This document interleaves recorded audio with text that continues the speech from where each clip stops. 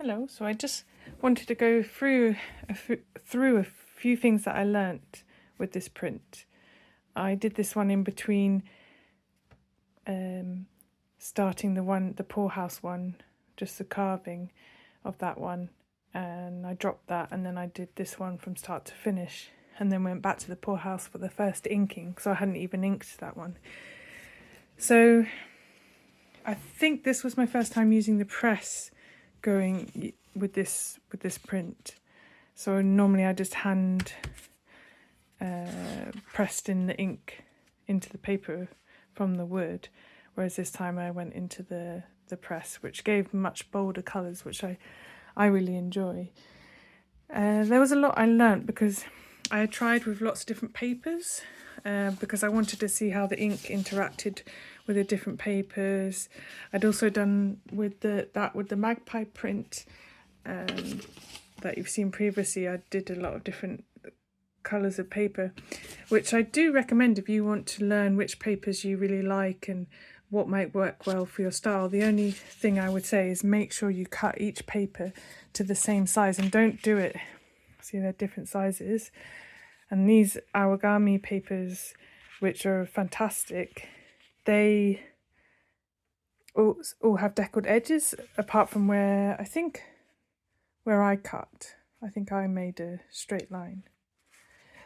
And the straight line works so much better in the jig. So when you put the block into the jig, you're gonna put the paper on top, and when you have a straight edge, it's easy to put onto the line that you want where you want it. But when it's deckled, it's much harder to estimate. I'll see if I can get a deckled edge.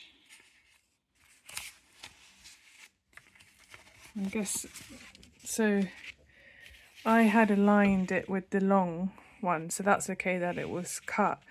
But on the top, when it's deckled, it's really hard to know that you're definitely putting it in the right space on the line. So a straight edge is a lot easier when you're doing reduction or multi-block, and maybe you can make it deckled easier. Maybe there is a way that you can do it and I just don't know it yet. But yeah, so with this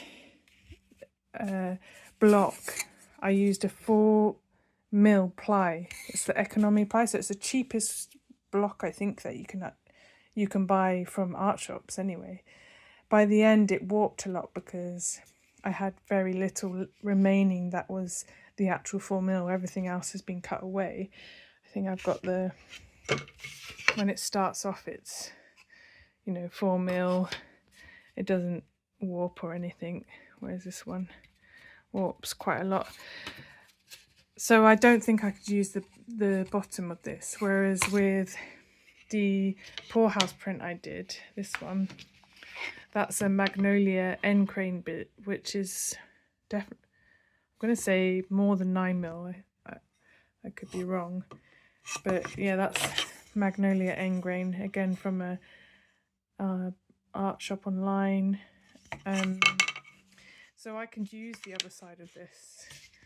I would have to sand it back because obviously I've made some marks there, and also work out how to make sure it doesn't wobble about, because I've cut underneath. I wouldn't want it to wobble, but I don't know if that's a big issue or not. I haven't really done that before, but I'll give it a go.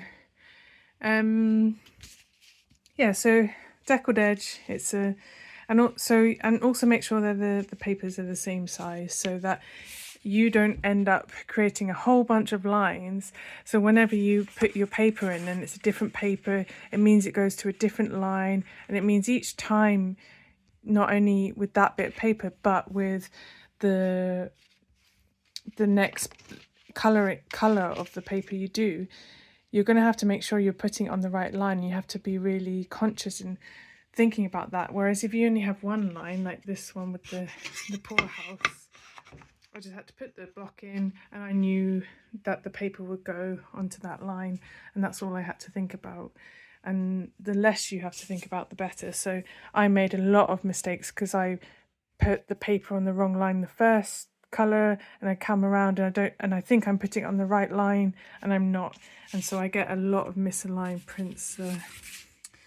Show you.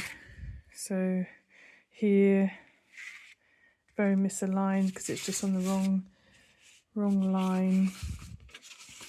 Again here, and it's a shame because especially when you're using nicer paper, you don't want that to happen. That's a mistake that doesn't need to happen. So make sure your papers are the same size, or at least are going onto the same line in your jig. You don't have to think about that. And yeah, the other point I wanted to make, in my previous video, I was talking about how the grain came through a lot in this print. And all these prints, I'm using the same ink. It's the Schmincke ink. Water-based ink. I'll just get it out.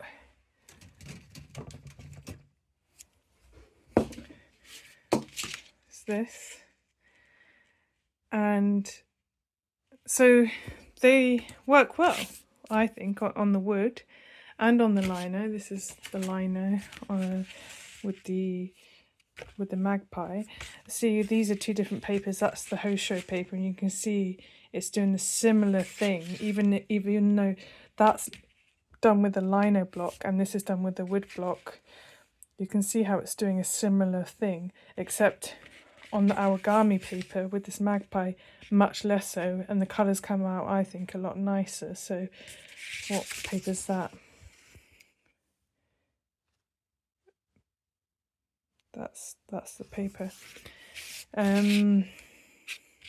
So this one, I'm wondering if it's to do with the wood, because if you look at this bit of Endgrain, you can see there's like these horizontal lines. I know you've got the Endgrain, but you've got these sort of grainy horizontal lines, and I'm wondering if that's what's coming through here.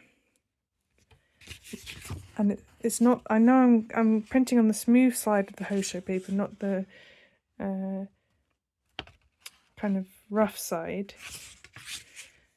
So I'm just wondering if it's to do with the wood with this print, why that's not coming through, because the strawberry print it's got it a little bit, but it's not a lot.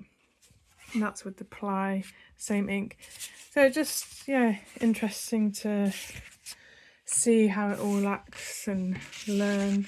But I do like being able to see the grain of the wood coming through, and I got that a lot more with the 4mm Ply than I did with this Magnolia bit, which is the more expensive block to buy. So it'd be interesting to maybe try and sand that back and see if that gets rid of this texture that I don't want, but still leaves me with the grain. I'll see. But yeah.